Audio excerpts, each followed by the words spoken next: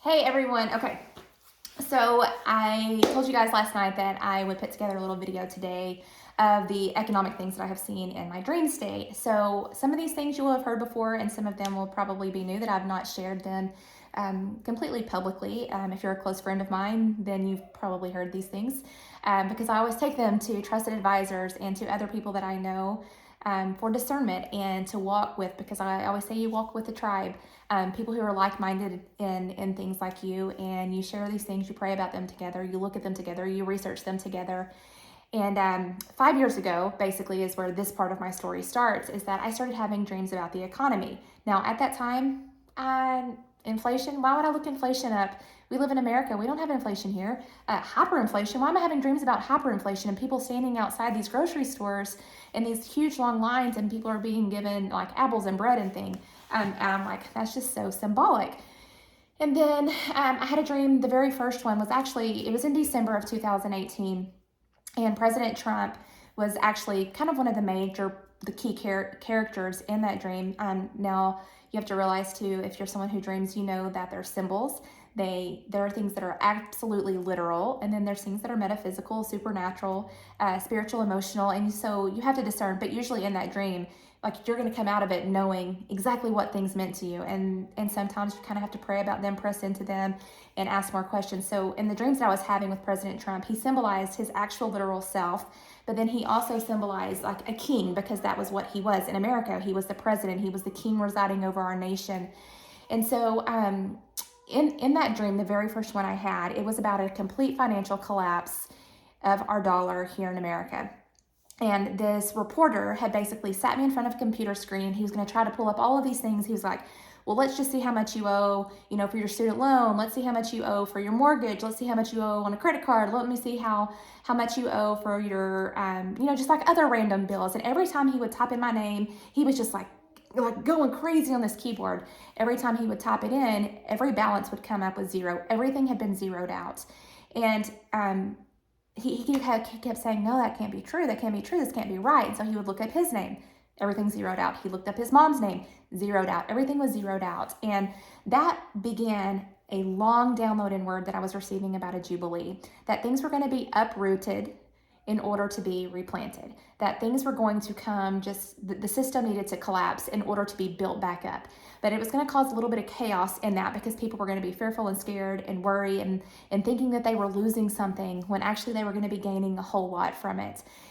So that led me down that. And then I began to have dreams. This is over a 5-year period. Many of these were multiple times I had dreamed the same thing, especially if I just wouldn't pay attention to them. And then I would have another dream, pay attention to this.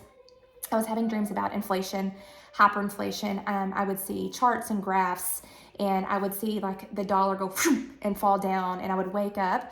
Some of them I would see hyperinflation, where people would be standing, basically what you would see in a movie. This is probably why it was shown to me this way, because I would understand what that meant. People were standing around in bread lines, and they were being given apples and bread because people couldn't afford the things in the grocery store. And so there were groups of people who could afford it, who had bought up a bunch of stuff. They kind of had a storehouse because they knew it was coming and had prepared for it, so that they could give back to their communities and the people that needed help during that time. Then I was seeing dreams with cryptocurrencies. I did not understand cryptocurrencies or digital assets or anything like that at the time.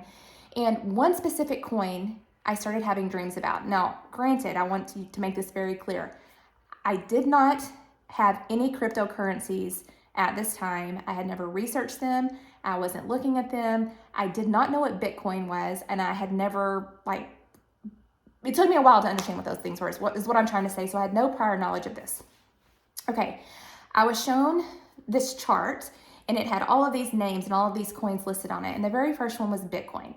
And Bitcoin, it had this, have you ever gone to, or seen like when you pull the lever and it like spins with all the numbers going on it, like at a casino, I can't think of what that's called. Anyway, the slot machine, and how it will spin. Okay, so someone had pulled a lever and it said Bitcoin across it, and it went 0, 0, 0, 0. And then there was another coin that came down, and it was 777. And that was the first dream that I had about it, and that was actually XRP. So I'm going, what's Bitcoin and what in the world is XRP? Fast forward, start doing some research, understand kind of what digital assets are, cryptocurrencies are, what does it mean to have a ledger, how do these align, how are these going to be computerized, how is this actually money?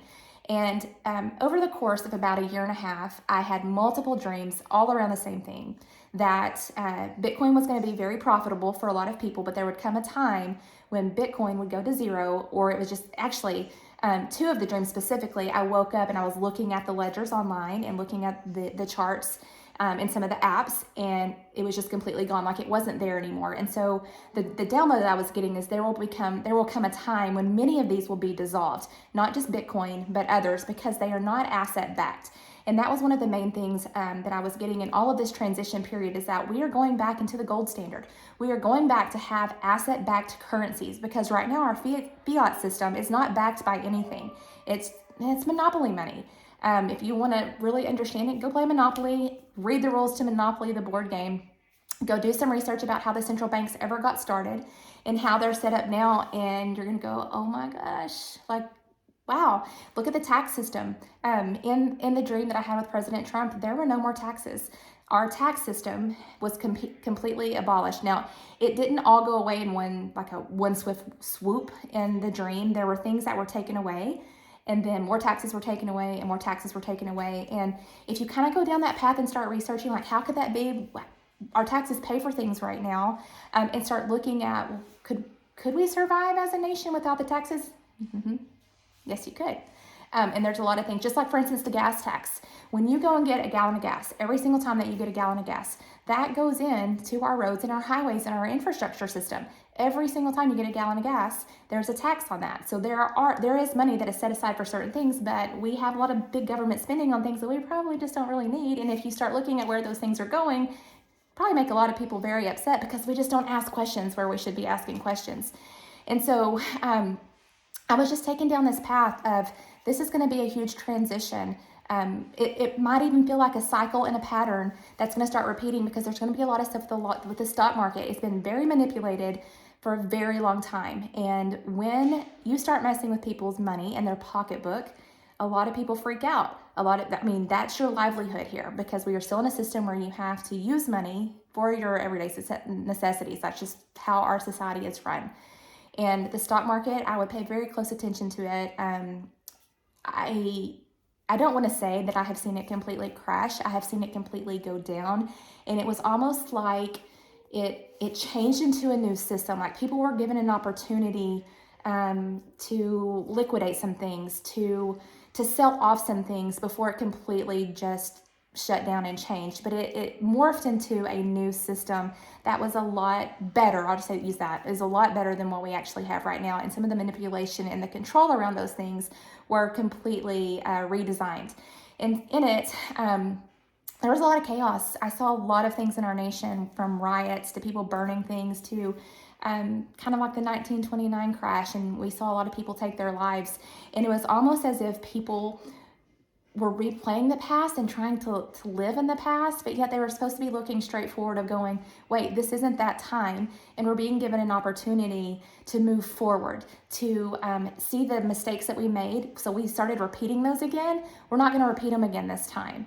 And that the people who maybe would think their whole life was over, were being given a renewed chance. And there was a Jubilee that happened. And in that Jubilee, everything that had been stolen was given back.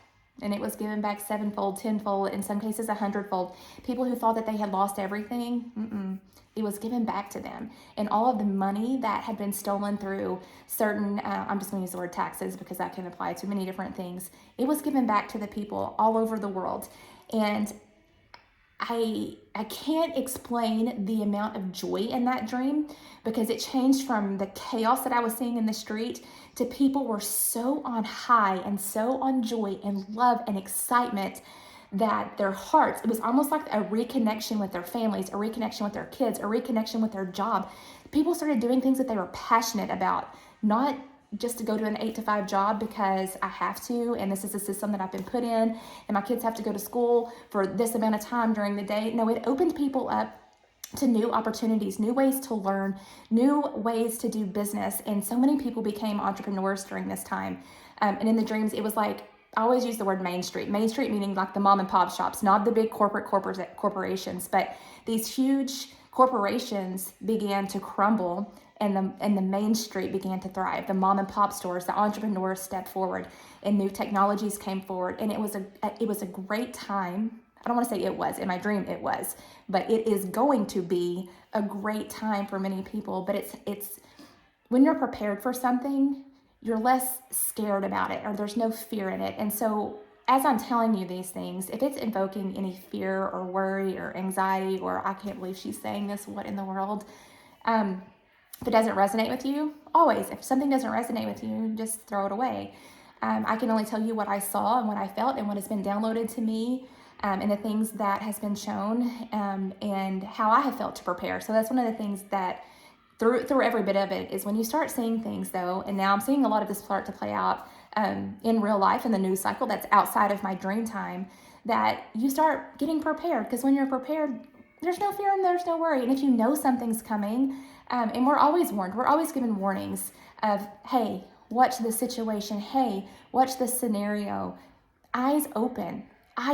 Don't always think here from the logical place, but go here and think from your heart, because this is the place that maybe sometimes that they don't make logical sense up here, but the supernatural is here.